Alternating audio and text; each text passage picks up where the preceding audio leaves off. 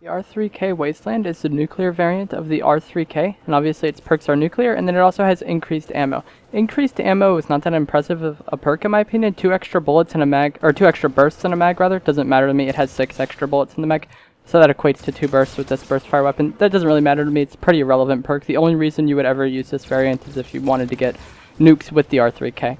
Starting off with damage, this weapon will kill in 3 to 4 shots, and you really want to kill in 3 because if you have to shoot an extra burst, your time to kill goes up drastically. The 1 burst range is 30 meters, but you're rarely going to get 1 burst kills up to that range because landing all 3 shots is quite hard in this game, for me at least. I really just have a hard time landing all 3 shots in the burst, and when I looked at the range and saw that it was 30 meters, I was honestly surprised because I thought it was much lower than that. But it's really just me having like bad aim, I guess, or just the nature of Infinite Warfare makes it kind of hard to land all 3 shots with this weapon. The silenced 1 burst range is 24 meters, and I think silencer is worth it when going for nukes with this weapon. Even up to ranges like 24 meters, I wasn't landing all the shots in my burst consistently, and I'm going to recommend silencer for the build I was using in this class. You don't have to use it, but I think it helps more than it hurts with in this case.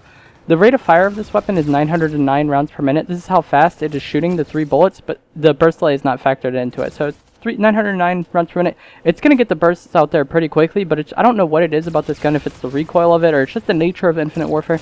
I really have a hard time killing people in 1 burst consistent with this weapon. Like, if they're in the same room as me, I can easily do it, but like over any sort of range, I just really have issues killing in 1 burst. And I've really loved burst fire weapons in the past games, like really just dating back to COD 4, I've always loved burst fire weapons. So I don't know what it is about this gun, I just really don't have a good feel for it. The burst delay is 250 milliseconds, and that was recently buffed. In the past it was 300 milliseconds, but even at 250 milliseconds, it isn't common that you'll get multiple chances to shoot a burst. A lot of times if you don't kill on your first burst or you miss, the person's going to kill you, especially if they're a decent player. They're going to punish you for not killing in 1 burst or missing your burst, just because that burst delay is like about the average time to kill of most guns in this game, or maybe even slower. But generally, if you don't kill in 1 burst, you're going to die. And the Spearhead variant has an even lower burst delay, but unfortunately, that is not the nuke variant. I really like using the Spearhead variant, but as far as the nuclear variant, I don't really enjoy it. The idle sway was also reduced in a recent patch. That is nice. It definitely helps at longer ranges, but the sway isn't the only thing that makes it hard to land all 3 shots in a burst. It really just, I don't know if it's the nature of Infinite Warfare and like how it's so jumpy or the pacing of the game. I really don't know what it is. I have a hard time landing all 3 shots of the burst consistently with this weapon. And this weapon can be very good when you kill in 1 burst, but I just find that I don't land the 3 shots consistently enough to be comfortable with this weapon. When I'm using this weapon, I generally have to play more reserved than I would like to, so it just ends up I end up putting myself in situations that I'm not really used to or I'm not comfortable in, and that's why I really don't like using this weapon. It's more of just my personal feel. Statistically, it's an okay gun, but just for me, I'm not really that good at using it, and it's generally not a weapon I enjoy using. For my class in this gameplay, I was using Elo Sight, Quick Draw, Stock, and Silencer. All of those attachments are pretty self-explanatory. I think Elo is kind of iffy with this gun. It does have decent iron sights, but I just wanted the sight to be as clean as possible because you do want to have decent aim with this weapon, because if you're missing your initial burst, like RIP to you, you're going to get killed pretty easily, because then you're going to probably have to shoot 3 bursts in order to get that kill. I had a Hornet secondary in this gameplay, and I think that's huge. This gun is pretty bad up close because the burst delay can be very punishing, and at up close it's pretty easy for the enemy to strafe out of your line of sight or jump around or just do a lot of weird things. So I like having an up close weapon that I can switch to in those situations. I'm a high enough prestige that the Hornet kills contribute to my nuke streak. If you're not a high enough prestige for that, you could just use one of the other nuke pistols, or just use the Hornet and just kind of know that those kills aren't going to count for the nuke streak, but hopefully they're keeping you alive. Either way, it's up to you. I just think you should definitely have a weapon for close range on your class with this weapon.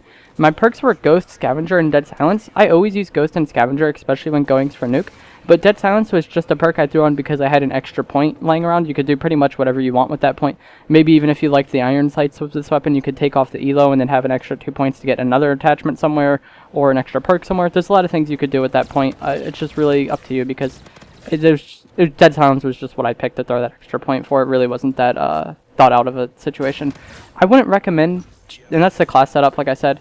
The attachments are Elo Sight, Quick Draw, Stock, and Silencer. A Hornet secondary, Ghost, Scavenger, and Dead Silence. It's a pretty decent class, but I wouldn't recommend trying to get a nuke with this variant unless you really love the R3K for some reason. If you're someone who's like trying to get their first nuke, or you really just want to get a nuke, I wouldn't recommend this to be your like go-to weapon. This isn't a weapon I enjoy using, and it was really annoying to get a nuke with this weapon. It took me a while. I think it took me multiple days of trying. I wasn't trying like constantly, but multiple play sessions of trying to get a nuke with this weapon. It was very irritating. Got close several times, but I kept getting punished by just the burst delay and how the weird nature of this gun for me. And I think this video marks the end of this series on my channel. There really isn't that many effective nuke variants that I either want to make videos of or that I even have. A lot of the nuke variants that I have that I haven't made videos of are variants that I don't enjoy using, and I don't honestly think I could get a nuke with it, and I don't think it's worth me trying to. If you would like to see something similar for World War II, please let me know. I could go through all the weapons and show my class setup for getting the nuclear medal. I think there's a nuclear medal in that game or something similar. The 30 kill streak medal. I could go and do that in World War II and give my class setups for that. If that's something you would be interested in, please let me know in the comments below. And thank you all for watching.